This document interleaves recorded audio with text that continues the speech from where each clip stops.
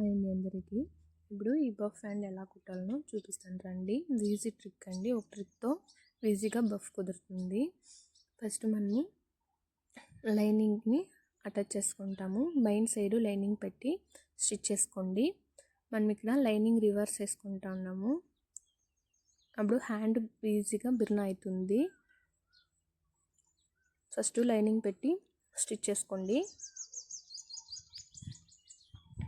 మీరు ఎవరైనా కొత్తగా మన ఛానల్ని చూస్తూ ఉంటే ప్లీజ్ అమ్ము పద్మ వరల్డ్ ఛానల్ని సబ్స్క్రైబ్ చేసుకోండి. చూడండి, కుట్టి లైనింగ్ పైన స్టిచ్ పడినట్ల ఇంకొక స్టిచ్ చేసుకోండి. లైనింగ్ ఓపెన్ చేసి అప్పుడు మనము లైనింగ్ని మర్చుకున్నప్పుడు కరెక్ట్గా కుదురుతుంది.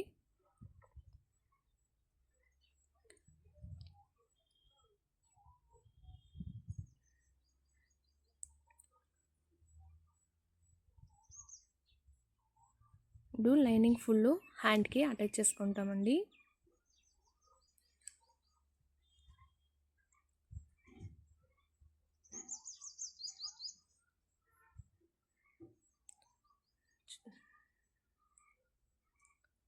లైనింగ్ మడిసి ఇంకొక స్టిచ్ చేసుకుంటున్నాను. ఇప్పుడు మనము ఈజీగా హ్యాండ్కి లైనింగ్ అటాచ్ చేసుకోవచ్చు.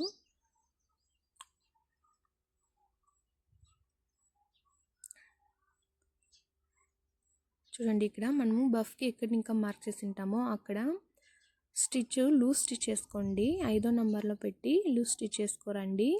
ఈ బఫ్ హ్యాండ్కి ఇదేనండి ఒక టిప్పు.